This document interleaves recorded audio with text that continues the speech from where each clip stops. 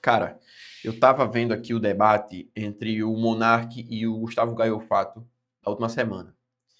Que debate horrível, cara. Que debate horrível.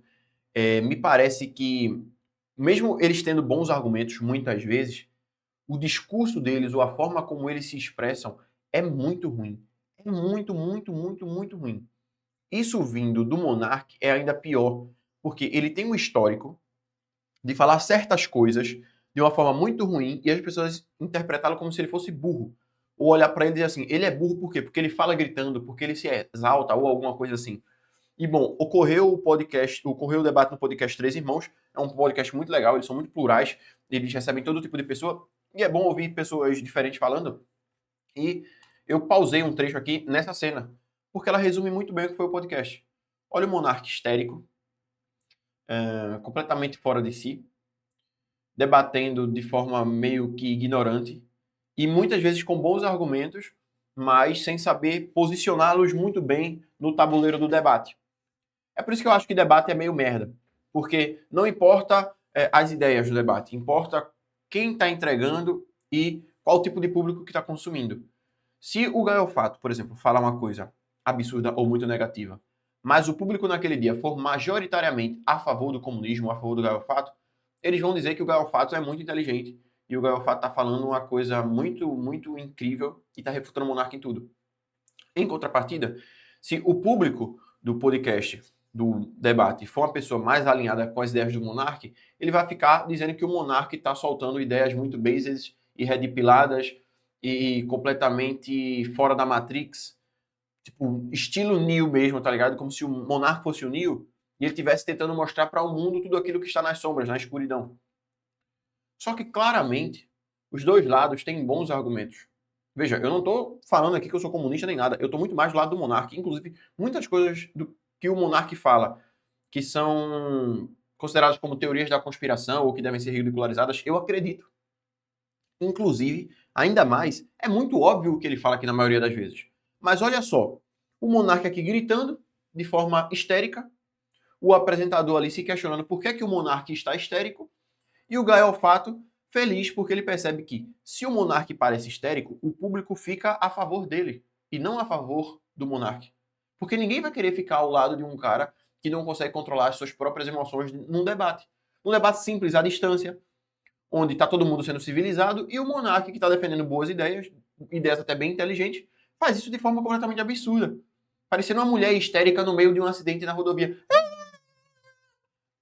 Chato, chato. É ruim consumir conteúdo assim. Mas sobre os argumentos, cara, o Monark não falou nada de absurdo aqui. Ele não falou que, sei lá, que tem extraterrestres descendo. Ele até cita extraterrestres num determinado momento, mas é de forma irônica. Bom, tipo, ele não tá falando que, sei lá, tá vindo um planeta Nibiru colidir com a Terra. Nada desse nível. O que ele tá falando é, ó, existem elites globais que controlam as massas através do medo, muitas vezes criando conflitos, criando guerras ou mesmo financiando certos grupos que vão discursar a favor de alguma coisa que esses grandes poderosos defendem que ocorra, que exista para que haja manutenção desse poder deles, para que eles continuem no topo da hierarquia, no topo da cadeia alimentar social, por assim dizer. E aí, quando eles fazem isso, as pessoas muitas vezes brigam entre si, gritam, discutem, debatem, se degladiam, e no final das contas, quem está no poder continua no poder. E muitas vezes eles até fazem parecer que eles são inimigos, tipo PT e PSDB. Mas no final das contas, o cara que é do PSDB sai do PSD, sai do PSDB, entra para outro partido, se alia com o PT, os dois chegam à presidência do país. É alguma coisa absurda? Isso? É alguma coisa que é impensável? Que políticos briguem na frente das câmeras para poder fazer acontecer o teatro das tesouras e por trás eles serem grandes amiguinhos. E quando eles precisam, eles vão fazer bons acordos para que os dois lados ganhem. Isso não ocorre só a nível do Brasil, isso ocorre a nível internacional. Tem muitos presidentes, ministros, parlamentares que aparecem discursando uns contra os outros de países diferentes e no final das contas são todos amiguinhos. Você tem o Trump e o Putin, você tem Macron e Putin, e tem diversos e diversos outros. Isso ocorre desde que o tempo é tempo. Desde que as coisas existem, isso ocorre dessa maneira. Porque é assim que você perpetua controle social. As pessoas vão ter medo de um suposto inimigo, só que muitas vezes o inimigo está dentro da casa delas. Quem pode fazer mais mal para você? Sei lá, o Trump, o Putin ou o Lula que está no poder aqui? Provavelmente o Lula. Só que o que acontece? Se ele discursar contra outro político de um outro país, ou alguma outra organização, ou até mesmo um inimigo que não é palpável, ou que é muito abstrato ou subjetivo, como, sei lá, a mudança climática, ou alguma coisa assim, eles vão conseguir aumentar o poder. Eles vão conseguir e eles vão utilizar esse poder psicossocial que eles possuem sobre as massas, e as massas vão começar a apoiá-los. Isso não ocorre só do lado da esquerda, não. Bolsonaro faz exatamente a mesma coisa. Olha, vamos votar no Bolsonaro porque senão o Lula volta. No final das contas, o Lula voltou, mesmo com todo mundo votando no Bolsonaro. Então, o monarca, ele não falou nenhum absurdo, nada impossível ou extremamente irrealista. O problema é a forma que ele discursa. O cara fica, você quer, não, Gaio Fato, você quer, não seja burro, não seja burro. Quando ele para falar com o Gaio Fato, por exemplo, qual a altura do Gaio Fato? E aí o Gaio Fato percebe que não precisa nem debater, porque as pessoas vão olhar para esse questionamento do monarca e não vão nem querer entender qual é o argumento dele sobre as estruturas hierárquicas. Simplesmente vão dizer assim, meu Deus, monarca, o que é que isso tem a ver? Elas não vão nem pensar, elas não vão nem raciocinar. O que será que o cara está falando para fazer uma pergunta inusitada como essa? Ou depois falar que existem pessoas burras e pessoas inteligentes. Óbvio que existem pessoas burras e pessoas inteligentes. É óbvio. Isso é óbvio. Tem pessoas muito cognitivamente mais capacitadas do que outras. Sempre vai existir alguém mais inteligente que você. E essas pessoas geralmente vão estar no topo, a não ser que elas tenham algum outro comportamento que seja divergente com a própria inteligência, como é, por exemplo, a preguiça. Muitas pessoas são brilhantes e muito inteligentes, mas elas têm preguiça e acabam suprimindo toda a sua inteligência. Isso é natural. Aí o monarca vai lá e pergunta, não tem pessoas que são menos inteligentes, pessoas burras? Aí o Gaio vai lá e faz.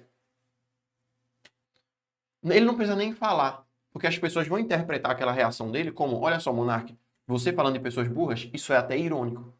Só que sim, existem hierarquias naturais em muitos aspectos. Um próprio exemplo disso é o próprio Gaio Fato. O Gaio Fato ele está no topo da hierarquia da militância comunista no Brasil. É simples. O monarca podia ter apontado só isso. Já seria suficiente. Não precisaria falar sobre a altura, não precisaria falar sobre a inteligência. É simples. Existem elites naturais em muitos aspectos. E é óbvio que existem pessoas que são inteligentes para umas coisas, mas são burras para outras, e outras pessoas que são inteligentes para uma coisa e burras para outra. Mas veja, tem alguns tipos de inteligências que são muito mais valorizados do que outros. Sei lá, eu equilibrar folhas de papel em vertical. Pode ser que eu consiga fazer isso. E essa seja a minha maior inteligência, e no resto todo eu sou burro. Mas bom, isso aí vai servir para quê? Na maioria dos casos, não vai servir para porra nenhuma. Então é por isso que as elites naturais acabam existindo. Provavelmente, vocês, na escola, na faculdade, em algum curso, já perceberam que tem pessoas que falam melhor em público. E tem pessoas que não falam tão bem em público. Tem pessoas que quando começam a falar, até as paredes param para ouvi-la falar.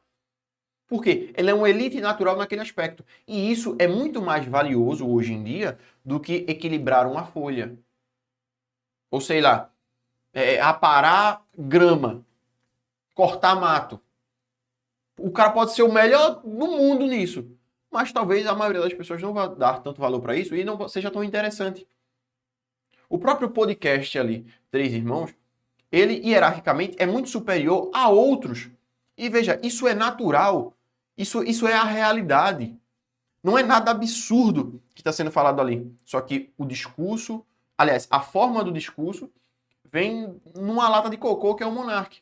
E veja, eu gosto pra caramba do Monark. Eu gosto pra caramba. Mas pelo amor de Deus, cara, bicho, se tu quer ser ouvido, se porta de uma forma mais elegante, por assim dizer. De uma forma que as pessoas vão olhar e vão dizer, poxa, o Monark tá diferente. Olha só como ele tá discursando. Isso aqui é diferente, isso demonstra uma diferença muito grande. Porque, veja, eu sei que deveria só importar o argumento e não a forma. Eu sei disso. Só que, infelizmente, a gente vive num mundo que a forma é muito importante. O que é que vocês acham que aconteceria se o monarca fosse debater ali com o Gaio Fato?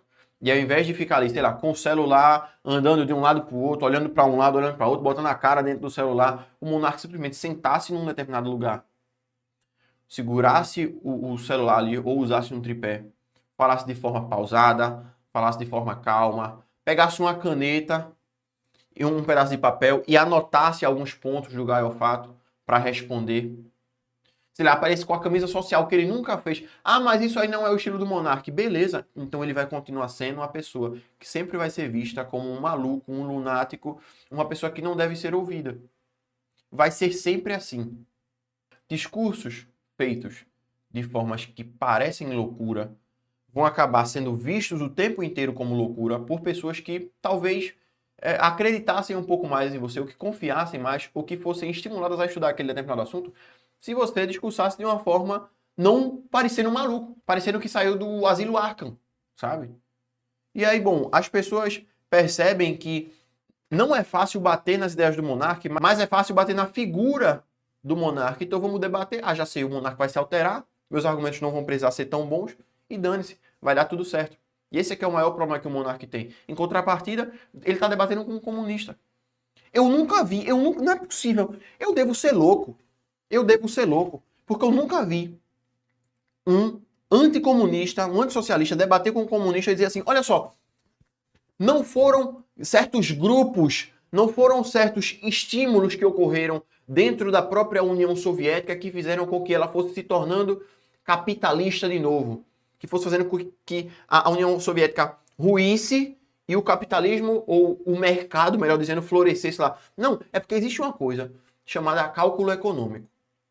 Se um território acaba planificando todo o mercado e fazendo com que ele deixe de existir, e não havendo mais sistema de preços porque não existe mercado, você não tem a informação do preço, que é uma informação que permite que se façam alocações desses recursos de forma inteligente, de forma precisa, ou até de forma razoável, né? Porque tem gente que faz errado e acaba falindo.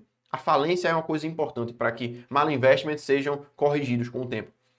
Se você tem essa planificação, você não tem mercado, você não tem sistema de preços, o governo não consegue alocar os recursos.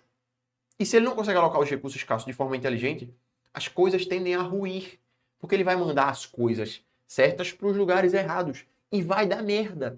E sempre dá merda. Porque existe a famosa impossibilidade de cálculo econômico sobre a economia socialista do Ludwig von Mises. E tem outras refutações ao socialismo, ao capitalismo. Mas, bom, essa é a mais clara. É por isso que toda a experiência socialista acaba ruindo. Inclusive, o próprio Olavo de Carvalho costumava dizer, olha, existia capitalismo sim na União Soviética. Só que ele era velado, porque senão teria falido, teria tudo desmoronado muito antes. Mas era um capitalismo muito pequeno, eram as trocas voluntárias muito pequenas e muitas vezes escondidas do próprio poder estatal, certo? É por isso que hoje em dia a gente vive num regime fascista na maioria dos países, em graus diferentes. Porque se você instituir completamente o socialismo, tentar atingir o comunismo, o país quebra. O país quebra. Então, precisa existir um mercado para ser parasitado por políticos socialistas ou por ideais socialistas. Eu nunca vi em um debate de socialistas e capitalistas, ou pelo menos pessoas que defendem o mercado em algum grau, que muitas vezes nem são capitalistas mesmo, eles são só socialistas soft, eles ainda defendem interferência e tal. Eu nunca vi esses argumentos serem utilizados. Como é que pode, porra?